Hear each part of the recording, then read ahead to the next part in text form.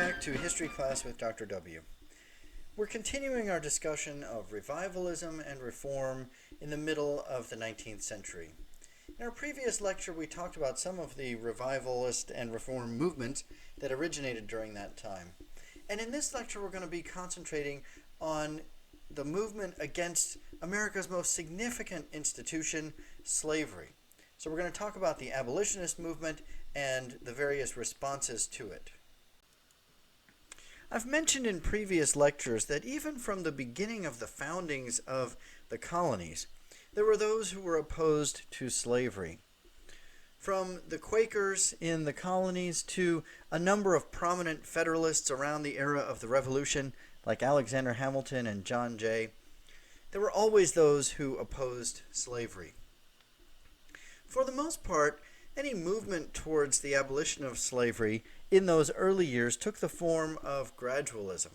That is, a gradual sort of fading out of the institution rather than an effort to crush it instantly and immediately, which was known by pretty much everyone involved to be political kryptonite at that time. That's one of the main reasons why the founders in the era of the Constitution didn't try to do more in the way of addressing slavery when the Constitution itself was written. It was a dicey enough prospect to get the Constitution passed, even without directly addressing slavery. So those who opposed slavery tended to adopt a more gradualist stance. There were others who favored an idea called colonization. In a later era, this would be known as the Back to Africa movement, sending slaves back to Africa, quote unquote, back to Africa, because by this time, many, even most of them, had never been to Africa. They weren't born in Africa. They were born in the States by that time. This movement actually got enough traction to found a colony on the western coast of Africa called Liberia, and there actually were some slaves freed and then sent to Liberia. But by 1830, there were only about 1,400 or so who had been sent, quote-unquote, back to Africa. And so this view was never really seen as a full-scale solution to the problem of slavery. By the 1830s, more people in the country, particularly in the North, were moving away from gradualism or colonization and moving more towards the immediate abolition of slavery, known as immediatism. One document that was influential in this realm was written by a free black named David Walker, who had grown up in North Carolina, but eventually moved to the North. In 1829, he wrote a pamphlet called An Appeal, which he addressed to, quote, the colored citizens of the world, but in particular, and very expressly, to those of the United States of America. In that appeal, he called for the immediate emancipation of slaves and even called for slaves to defend themselves and launch an insurrection demanding their freedom. While this was a sensational pamphlet that drew a lot of attention, there were many others in the country who were moving in the direction of immediatism, and they built on the momentum established by David Walker's appeal. Most noteworthy among them was William Lloyd Garrison, pictured here, who established a newspaper called The Liberator in 1831. Garrison established the New England Anti-Slavery Society in 1832 and eventually helped to create the American Anti-Slavery Society, which incorporated by 1840 more than 1,300 societies all around the country with a membership of 250,000 or so. Garrison was a fierce champion of immediate emancipation. In 1831, he wrote in The Liberator, "I will be as harsh as truth and as uncompromising as justice. On this subject, I do not wish to think, to speak, or write with moderation." And so Garrison and his followers were radical, believing not only in emancipation, but even the equality of blacks and whites. He wrote that blacks should, quote, share an equality with the whites of civil and religious privileges. We're going to talk about this a little bit later, but this really is a radical perspective. One of the issues associated with abolition was what would happen to the slaves once they were freed. Would they have some sort of equality in society, or would it be something else? As we'll see, Garrison's view in support of equality was an extreme one. Abolitionists like Garrison and others took advantage of the market economy that was evolving in terms of media. I mentioned in one of the previous lectures the boom in newspapers and magazines, books, and others. And so abolitionists had a wide opportunity to spread the word about their messages. They also seized on opportunities when dramatic escapes or other episodes occurred, such as that of Henry Box Brown, who I actually mentioned in a previous lecture. We looked at a newspaper clip describing his daring escape. He actually mailed himself in a box from Richmond, Virginia to Philadelphia.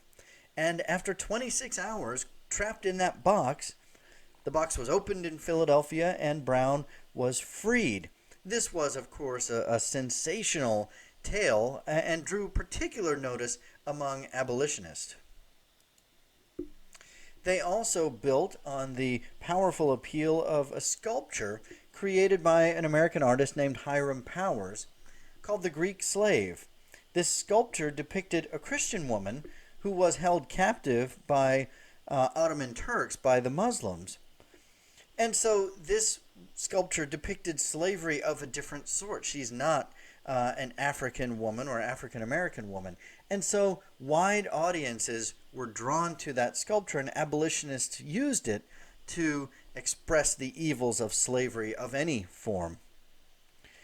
While the anti-slavery movement was focused on the North, there were those in the South, like the Grimke sisters of South Carolina, Angelina and Sarah Grimke, daughters of a wealthy South Carolina planter who traveled around the country giving speeches opposed to the evils of slavery. And blacks themselves joined in the abolition movement, many of them who were former slaves who escaped and could preach against the evils of slavery from a first-hand perspective.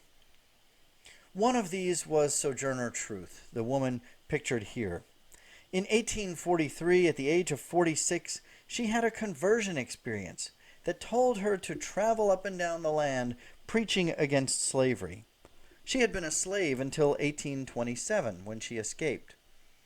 And she made many powerful speeches, at one point saying, "If the first woman God ever made was strong enough to turn the world upside down all alone, these women together ought to be able to turn it back and get it right side up again."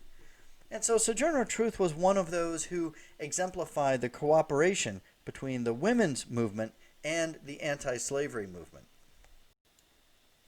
Another former slave who drew much attention in the abolitionist movement was Frederick Douglass. His autobiography, The Narrative of the Life of Frederick Douglass, was a powerful work depicting the harshness and evils of slavery, and gave hope to other slaves to win their own freedom. We'll talk a little bit more about this work later in these lectures. In one of his famous speeches, Douglass said, "I appear before the immense assembly this evening as a thief and a robber. I stole this head, these limbs, this body from my master, and ran off with him."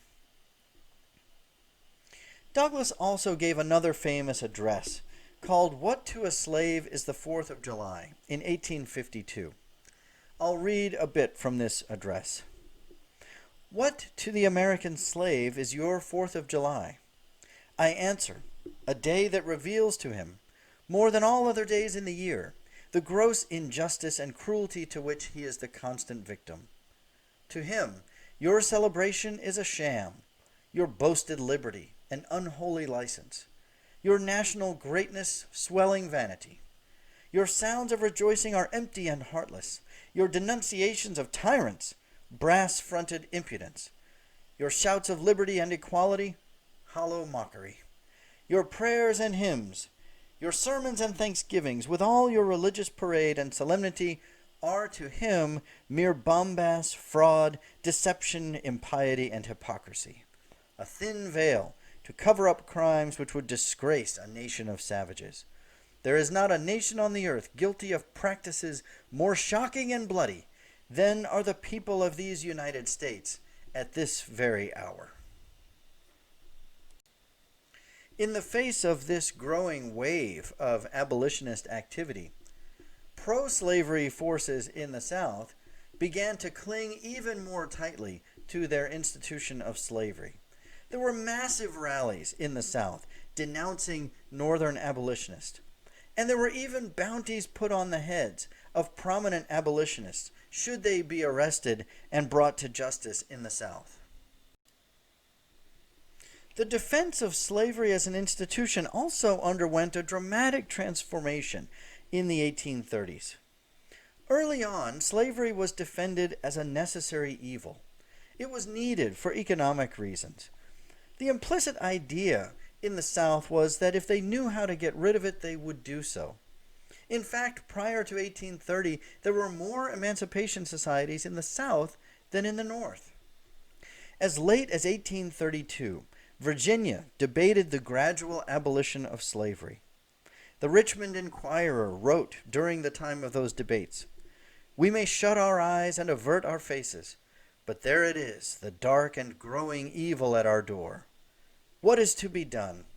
Oh my God, I do not know, but something must be done." The vote in Virginia to abolish slavery failed by 73 to 58.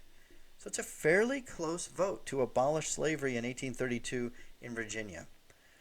But after that point, and perhaps because the call for abolition was growing so loud, the defense of slavery took on a different tone. No longer is slavery perceived as a necessary evil, but rather as a positive good.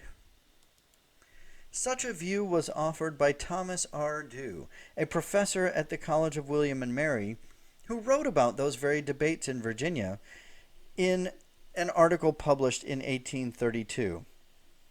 In that article, he defended the property rights of slaveholders and dismissed emancipation because it would just be too complicated to manage. He also offered the defense that slavery was a positive good supported by ancient philosophers like Aristotle and justified in the Bible. But the most prominent and well-known defender of slavery was John C. Calhoun of South Carolina, whom we've already met in several previous lectures. It was Calhoun who articulated a defense of slavery as a positive good. He echoed Dew's message that slavery was justified and defended in the Bible itself. He argued that all great societies through history had held slaves.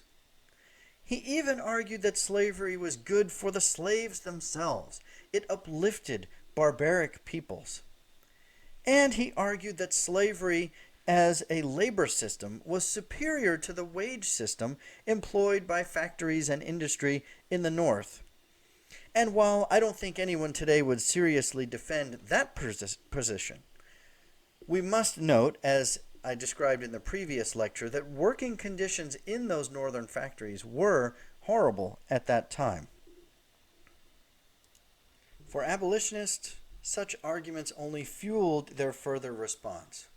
Slaves are not property, but rather human beings with a mind and soul of their own.